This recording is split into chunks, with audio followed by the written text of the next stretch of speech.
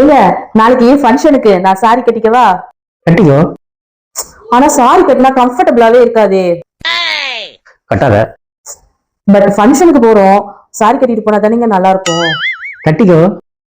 ஆனா சாரி கட்டினா நான் தம்பியை தூக்கிட்டு இருக்கணுமே, ரொம்ப கஷ்டமா இருக்குமே, என்ன பண்றது? கட்டாத.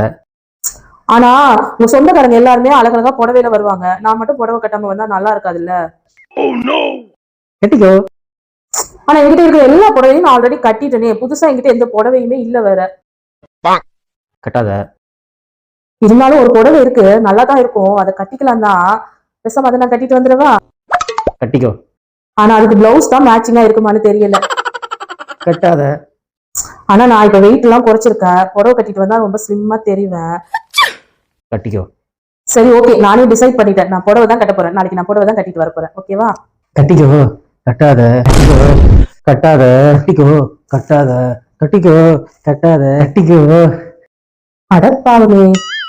கட்டிக்கோ. கட்டாத. கட்டிக்கோ. கட்டாத. கட்டிக்கோ. கட்டாத. கட்டிக்கோ. கட்டாத.